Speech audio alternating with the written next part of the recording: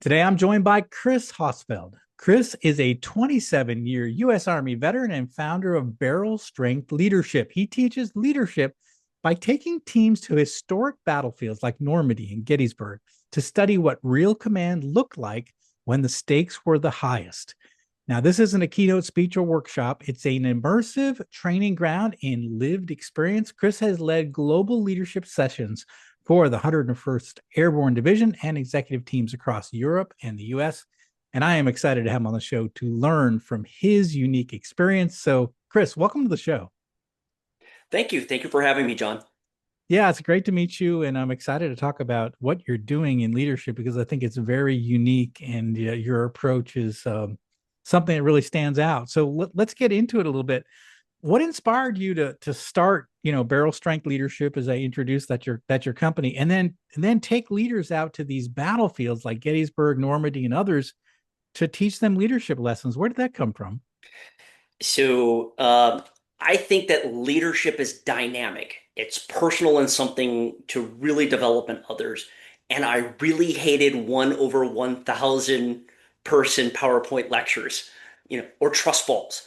And I believe that all of my successes have come from those leaders that invested in me and the subordinates that I invested in. Their successes actually made me successful.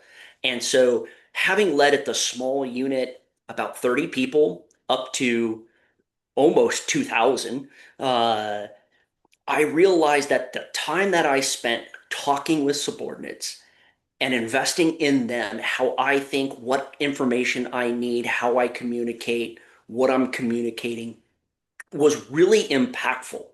And it actually enabled trust. It enabled empowerment of them. It allowed me to understand how much risk I could give them to do something. And I found that doing it on a battlefield, someplace other than the classroom, invokes emotion. And we know that emotion really makes the learning embed even more. And so taking them to a place that evokes some emotion, Gettysburg, Normandy, people have watched Saving Private Ryan, Band of Brothers, something like that, and taking them to that place, really, really powerful. And Hmm. they get a connection to it, which is really awesome. So it connects them to history, it connects them to leadership. Sometimes it's about failure, and sometimes it's about the incredible things. And I think that combat, or the idea of what's being talked about, it compresses time. You have critical decisions, high stakes, limited resources, ambiguous information, but it has measurable outcomes. Hmm. And that in and of itself becomes a great framework for lots of conversations. I like that because, I think too often we try to teach leadership in a classroom. And like you said, real leadership is, it's in the trenches. It's in, like for me, it's in a factory, right? Mhm. For, in the military, it's on a battlefield. But you can't learn it in a classroom. You have to get out there. And I think when you're in the presence of these places, I've been to Gettysburg and I haven't been to Normandy, but when you're in Gettysburg, there's something there. It's like Mhm. it's hollow ground, and you feel, like you said, the emotion when you're there. And I can imagine as you're hearing these leadership stories, and you're there in the place where it happened. I imagine that it's very emotional for some of these executives to hear that. It is. It's emotional, and whether or not you're talking to a group of college students, I've done ROTCs. I'm talking to young leaders from across the military, or business people. They have this sudden connection to it. They say, "Oh man, I wish I had known this back when I was in high school." Yeah, yeah. Uh, and then they talk about what their personal or professional journey needs to look like Mm. coming out of the experience. And to me, that's a very powerful moment when they talk about, I need to be able to do this to be a better leader. Wow, that's incredible. And each of them are different. Each of them take a different thing.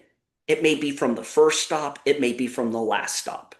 Some of them connect the dots and go even bigger. But if they grab one thing and say, this is how I can be better for myself or my team, I did my job. Yeah, you use an expression breaks you break leaders open. Is that what you're talking about? Where they at some point in the process, whether it might be at a certain battle or maybe in, like you said, the beginning or the end, at some point for everyone, they're break open. What do you mean by that? The idea of breaking open? It breaks the veneer of I'm perfect. They Ah, start introspection. yeah. They start thinking about how they would have done it. Oh, right. Okay. And suddenly you can you can see the brightness behind their eyes of, man, whoa, I didn't think about it that way. Ooh, how would I have done that? Could I have done those things? Could my team do those sorts of things in crisis? Yeah. Right? Where suddenly they become, it's a little bit raw, it's unfiltered, uh, and then they grab onto it, and you can see that the learning is there. It's Mm, not that they learned something, they have observed introspectively, but as well as what their team may need either from them or even what they could provide their team in the form of more resources, more time, a better understanding of authorities or responsibilities at different levels so that it enables um, them, their subordinates, to be able to make better decisions on their behalf. When they have that moment, it's gold. It's awesome. do you think, it's interesting as I hear you talk about that, one of the problems we have with leadership development, leadership training is you go, you get the sheep dip training, you get excited and you put it in place for a month or two, and then you forget about it. You go back to your day job. Do you feel like, or at least in your experience with the leaders you've worked with, that having this aha moment on a battlefield uh, is more likely to last longer than maybe something they learn in a PowerPoint presentation in a training? Yes, and for two reasons. One, that emotion, right, comes in, helps cement it a little bit more. But what I think is unique about what I do is I go back to the organization 2 months later. Okay. Did you start solving the problems that you identified during this trip or during this discussion? Uh, what are the impediments to it? And do it in a way that is non-attributional, that allows whoever invested that amount of money or time for their organization to do this to be able to say, wow, I invested all that, and I've got leaders or subordinates that don't get it, that are preventing them from doing the things that I really want, right? And I think the other part that is really exciting about it is, and you know this from kind of being in the manufacturing world, there are great people who are executors. Yeah. They may not have all the tools to be a manager. Those companies that don't have a training program for leadership, this is a great opportunity for them to be able to say, this is what's important to me.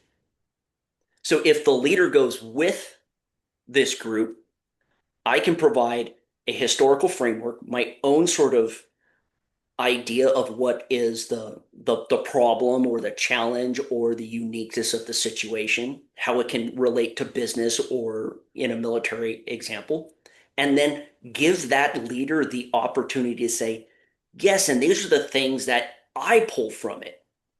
That is gold for any subordinate. Go, wow, I didn't know my leader thought about things that way. Hmm. And they communicate better. They have a better understanding. It develops better relationships, all things that make a business a team and a team successful.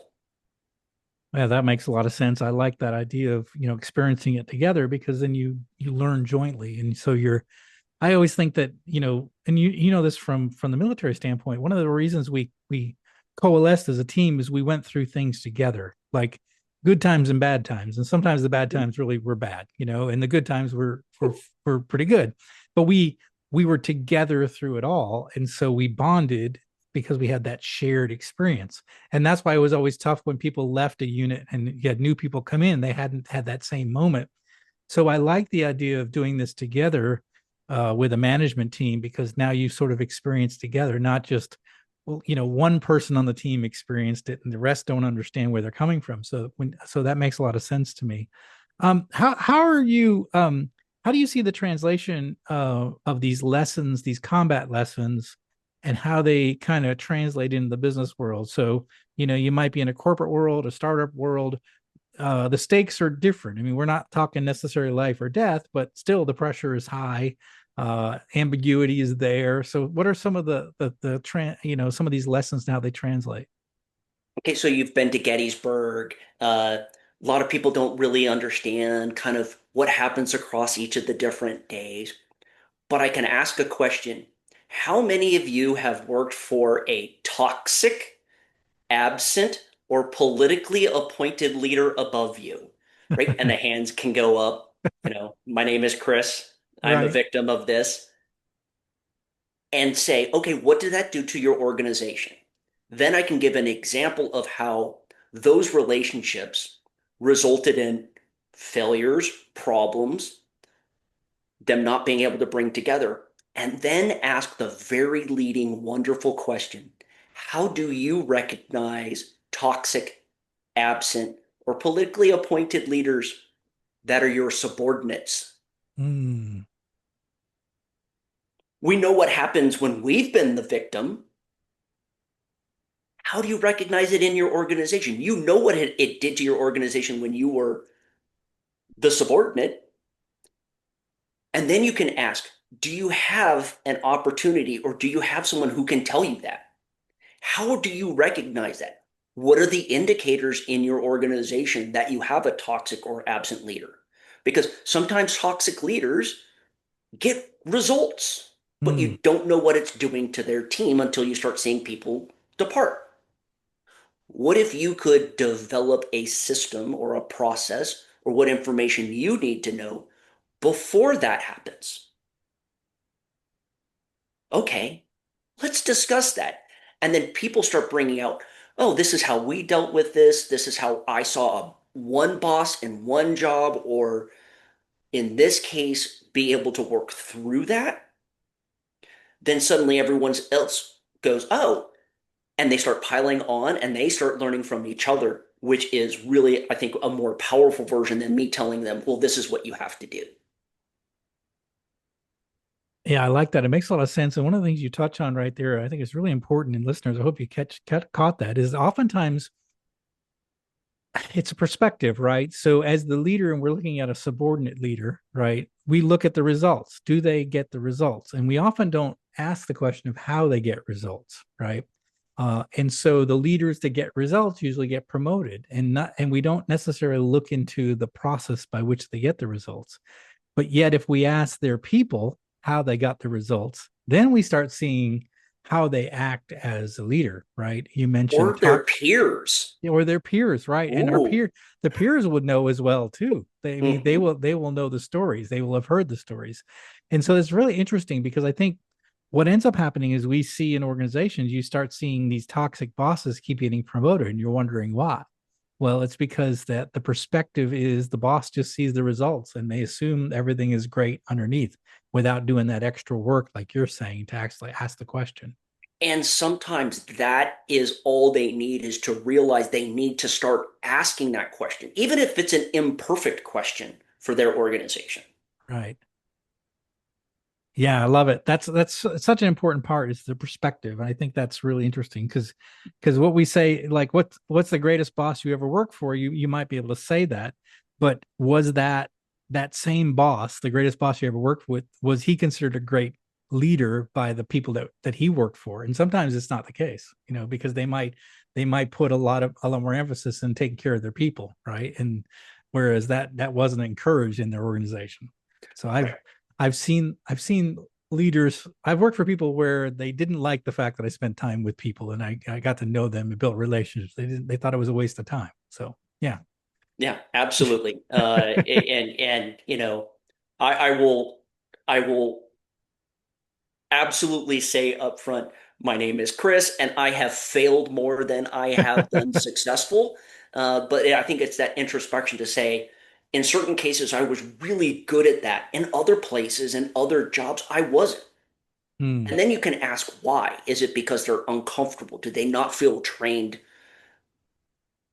These are all great questions to be able to ask and develop either your own personal or a professional or a process that can help mitigate those problems for your organization. So, can you give us maybe some stories, maybe of where maybe some of the battlefield tours that you went on, and some of the impact that they had on different leaders? Just because interesting to hear, like, sort of the real, maybe one or two examples of where it impacted a particular leader. So, I will talk about two. Two very, I think, great examples. And one is from a college student that is assumed to be an officer, assumed to be graduating from college and in charge of 30 people. And that person at the end says, wow, I'm really good at the individual tasks. I know what they've taught me. I know what I'm supposed to do, but I've got to figure out how to know the strengths and weaknesses of every member of my team so I can make them successful, mitigate risk, but I've got to figure out how to do it without trying to just be their friend. Hmm. Ooh, wow. That is a step in leadership rather than likership, right? I think that that is a very powerful, okay, in business, right? There's, you know, it's it's not personal. Well, it's personal to that individual, but you can still be a leader that they can connect with, even though they may not like the task that you have given them. Hmm. So to watch that one individual go from the happy-go-lucky, I'm in college, let's all get together and we're all going to make things, to get through this. They're going to be thrust into a leadership position, and you can see that moment of change. The other was in doing it for the 101st Airborne Division. So I got to command a battalion in that unit. I'm able to look through and say, I recognize what your organization did, but we're standing there in Normandy and we're standing on the beaches and we're talking about how this unit had to do something to connect two beaches together. And they're looking at the expanse and suddenly they go, oh my goodness, scale. I've never thought about the scale with which I need to be prepared to focus on, to respond to as a leader. I can't just be good at my job. I have to really understand and be prepared to sometimes go two levels up. They've heard it, they've talked about it, they've talked about it in a lot of leadership labs, professional development, schools where they spend weeks doing this, and suddenly being there, they go, I get it now. Hmm. Yeah. Yeah. I can see that. Yeah. I mean, like I was talking about Gettysburg being such an emotional place. Normandy, I would imagine, is just as just as emotional.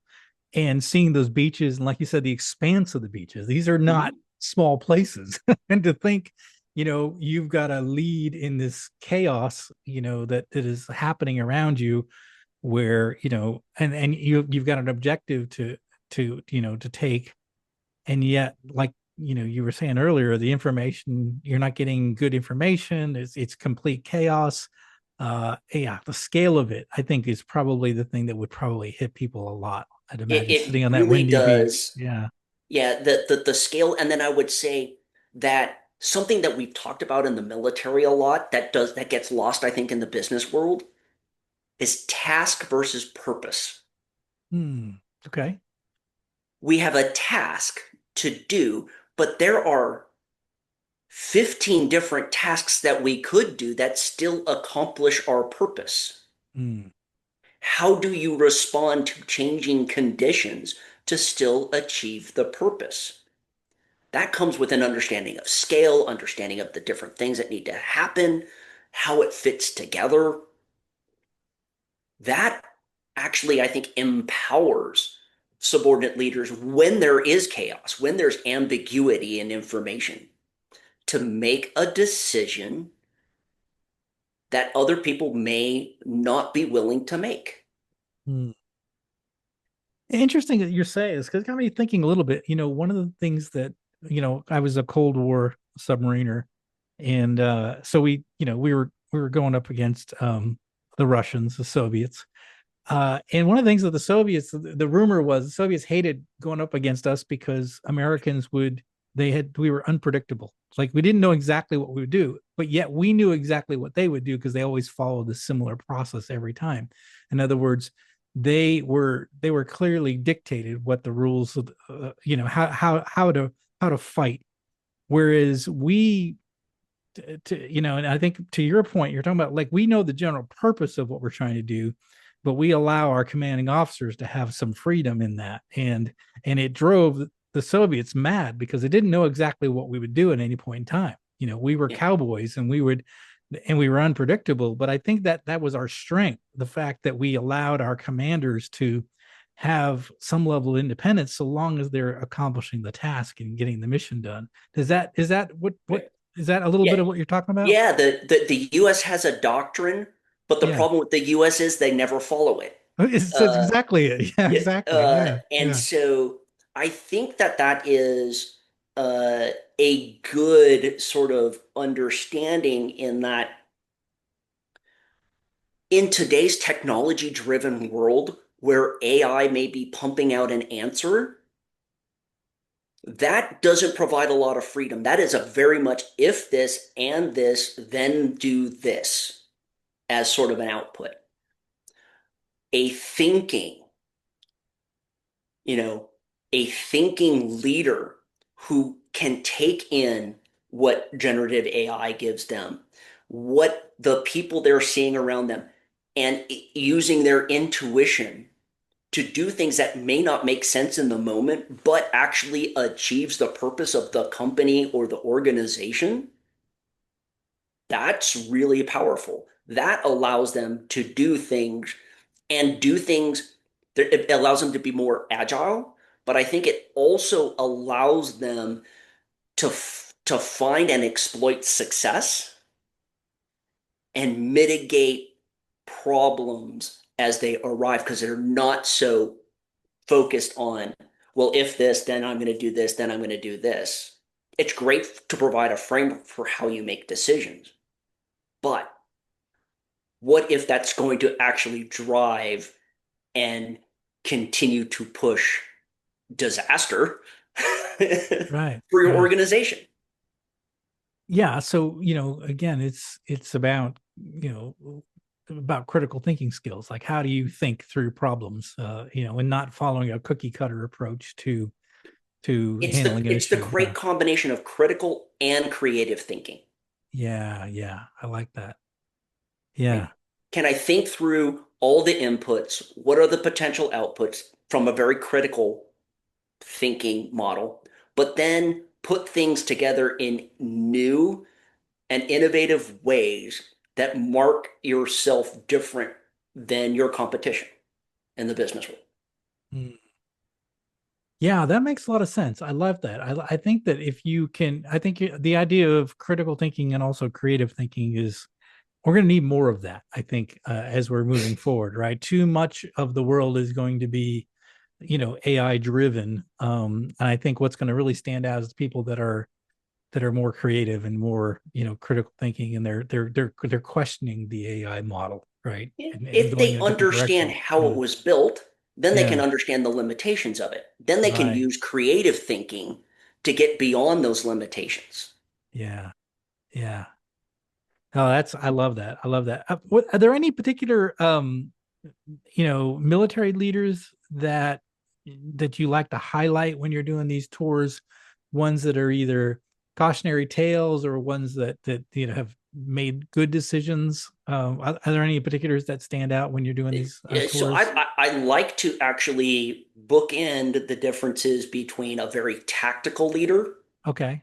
and a very strategic leader, right? Okay. Someone who's thinking very C-suite problem sets. The tactical leader, it's a very easy one if you've ever watched Band of Brothers and you've watched Dick Winters, right? Yeah. Yeah. He's really the protagonist of the Band of Brothers. But he has to step up. He's the executive officer and an informal leader in the company when the Yeah. company commander disappears. Yeah. Yeah. And then he takes a pickup team of 12 people that defeat 90 plus that have been working together for at least a year. How did he do that? Training, trust, understanding the strengths and weaknesses. When you watch the movie or you read the book, he gives specific mission sets to different people based on their strengths because Mm, he knows them, right. Right. right? So that's a very tactical. And then I like to bookend that with Eisenhower, right? From a U.S. perspective. Oh, by the way, Eisenhower's uh, land and farm is right next to Gettysburg, so you can actually point out Eisenhower, the Yep. president's Yep. area, is right off of Gettysburg. Um, but imagine the weight of the types of decisions he had to make before Normandy, or the balancing he had to use between Patton and Montgomery to make a decision to do Operation Market Garden, which actually is a strategic failure. Mm, The decisions he has to make about responding in the Battle of the Bulge, when he has to make decisions to rein in Patton, who's one of the best. I think bookending those two is a really great way of going, okay, here's something that's very tangible, very small, easily to understand, to then now a more abstract and weighty types of decisions that leaders may have to make. yeah. Yeah. Yeah, because throughout our career, especially we start off young. One of the things I love about the military is they give you tactical leadership roles in the early stages, and as you get your feet wet and you learn and you gain experience, then you get the more strategic things. But I think even in the corporate world, that happens as well too. We start off like leading a team, a department. The next thing you know, like for me at least, I was running manufacturing plants and I was running multiple manufacturing plants. And so, over time you get more and more experience. And so over time you have to tap into that strategic side of it more than the tactical side, but you still have to make sure that you have strong tactical leaders that work for you, right? And so yeah, so I can see that happens throughout our life, right? We do make that Mhm. transition if we're growing in our careers and growing in our responsibilities. That's typically what would happen in our careers. And it's good to recognize where that you're uncomfortable with that. Yeah. And I think that that's good. If you can have that introspection that this is where I'm comfortable, um, that's fine. Then people know where, and how to best utilize your experiences and those sorts of things. But I also think it's really important very early on, even when you're talking about the tactical, a little snippet of the strategic, Yeah. because Yeah. that forces them to grow and understand purpose and where we're trying to go as an organization, or why big decisions are made in the company, or in whatever unit, right? Why is the Pacific commander saying certain things that are different than the Atlantic commander? Well, it's a Right. different environment. It It's a is. different Yeah. adversary. If we try to do the exact same thing, it may not work in those areas. So you need to understand the tactics and techniques that are very personal, that small unit level, but also how it fits into the larger picture, I think. Yeah. I think as you're to your point, even if you're in a tactical role, having the why behind it, like the strategy behind it, is going to help you to be more successful tactically too, right? Because you can help explain to your troops why the why behind what they're doing. It's like, this doesn't see, because you typically get grumbling. Why are we doing this? This doesn't make sense. And if you have the ability to explain the why, I think it helps people along, the journey. And knowing the why is the strategy, right? It happens in a fast food business. Oh yeah. It happens in a university. It happens Yeah. on a manufacturing floor. It Yeah. happens in a real estate business. Yes. Why are we doing this? Why do we have to change this report? Why do we have to? There's sometimes in the military we talk about it, okay, shut up and color. It's that time, Yes. right? And hopefully you don't have to do that much in the business. But if you're dealing with a crisis, them knowing the difference between a crisis and the time where they can bring those things up is just as important. Yeah. Yeah. Absolutely. Yeah, we've talked about on this show before where sometimes it shifts. So when like at least on the submarine, your most of your days, your leadership was very collaborative, right? You're working together with your team to get things done. But when it hit the fan, it went to command and control, and everybody knew that, and everybody knew their roles, and we knew where to go. So we had the ability to make that shift like a snap of a finger. And I'm sure the Army was the same way. When things happened, everything went to everybody knew their roles, knew where to go, and everything shifted to more of a command and control. Right? And I would say most businesses want that sort of environment, Yeah. right? Where, okay, we're collaborative, we're doing things, we've got the time to make decisions, to think, to get the input, make sure everyone's on the same sheet of music. But what if there is a deal that is going to make the company multi-millions of dollars Yes. and you, John, are unavailable by cell phone? Right. Do they have the authority and the responsibility and someone who can make that decision on your behalf? That's right. That's that switch. Yeah. Yeah.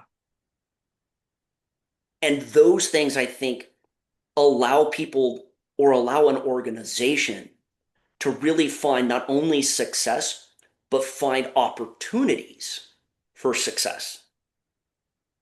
And when crisis happens, oh, this is going wrong. How do we think critically about it? How do we have the people in the right places, the right time to make the right decisions so that we can mitigate it and prevent real bad things from happening to our organization? I love it. It makes so much sense. I love it. This has been great. Chris, this has been a fantastic conversation. You've given us a lot to think about. I love what you're doing. I think it's very eye-opening. I think the idea of getting people out and actually being in the place where these things happen can really impress some important lessons. What final message would you like to leave with our listeners today? My final message is investing in your people will give you not just a 10x, but a 20x return on your investment. Mm, If you do it right, if you empower them, if you give them that trust, they feel that they are invested in, they will invest back in you and back in your organization. I think that that is what is unique about what I do, what I would like people to do uh, on my behalf, even if it's not for me. If they take the time to invest in somebody else, they will get it back. invest in your people. A lot of companies say people are our greatest asset. Well, then what are you doing about it? So Exactly. what are you doing about it? If they're a great asset, you want to invest in it. You want to maintain it. You want to upgrade it, and you want to invest in it. So, ask the question: are you treating your employees as an asset or an expense on the P&L? That's a That's a great. great question. Yeah, I love that. I love that. Well, this has been fantastic, Chris. How can our listeners find out more about you and the work you do? I am on LinkedIn. Barrel Strength Leadership is on LinkedIn, and our website, Barrel Strength Leadership, all one word.org. And you can see the different offerings and the different sort of big themes that I try to focus on that I can either help you as an individual, your strategic thinking, or developing a great team. Well, fantastic. We're going to put links and show notes for in the show notes for all of Chris's resources. And again, if something stood out in this conversation and you want to ask Chris about it, please reach out to him. The links are here down below. You can reach out to him on LinkedIn or his website. If you're interested in bringing your team out to a battlefield, which I highly recommend, Chris is the guy that can make that happen. And if you want to individually get better, become a better leader, and you want to employ Chris to help you do that, he's available for that. So follow the links in the show notes, reach out to Chris, and he's going to help you become a better leader, and he's going to help you learn some lessons from the past. And every time that we see leadership in action, there's lessons to learn, what to do and what not to do, and we can learn these if we study history. So and Chris is doing that through his work and in looking over the military. So I highly encourage you to reach out to Chris, get more information, follow these links below, and you'll be a better leader for it. Chris, I want to thank you for coming on the show. Thanks for the work you're doing, and thanks for sharing all your experiences and what you're doing to help leaders get better. Thanks, John. It was a great conversation. I really enjoyed it. Thank you. Same here. Well, that is it for today. Thank you for listening to Deep Leadership. If you like this podcast, please subscribe and share so we can continue to build a world with better bosses. Until next time, this is John Rennie saying take care and lead well.